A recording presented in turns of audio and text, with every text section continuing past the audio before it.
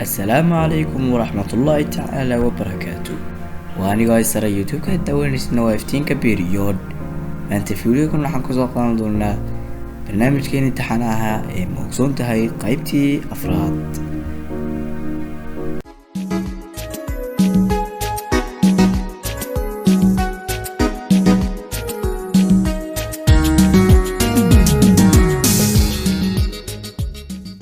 موزون تهاي إن جزيرة أدونك وين أي تهاي جزيرة جرينلاند taas oo ay xukunto boqortooyada Denmark. Ma ogsoon tahay in dadka adduunka ugu dhaadheeri ay ka soo jeedaan dalka Holland markii cilmi baadhis la sameeyay kadib. Ma ogsoon tahay in dayaxa circumference-kiisu uu yahay 6783.5 mile. Ma ogsoon tahay in circumference-ka cadceeddu ay tahay yana 2,713,406 mile.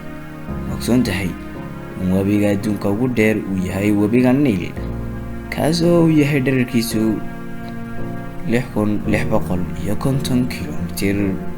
Ma ogsoon tahay in milkiilayaasha shirkadda Starbucks ay yihiin 3 nin kuwaas oo kala ah Jerry Baldwin, Gordon Bowker iyo Seth Siegel, kuwaas oo ka bilaabay cariga Mareykanka ee gobolka Washington magaaladiisa Seattle.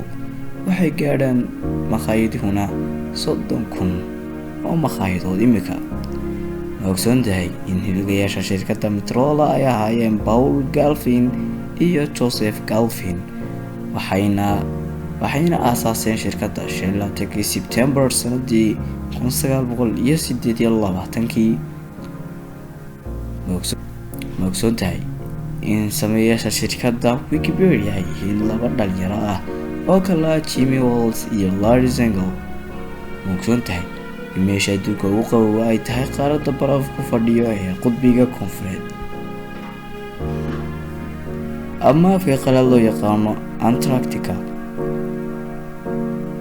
Ma ogsoon tahay in meesha adduunka ugu kulul ay ku taallo waddanka Mareykanka gobolka California, taas oo ay heerkulkiisu tahay -45 degree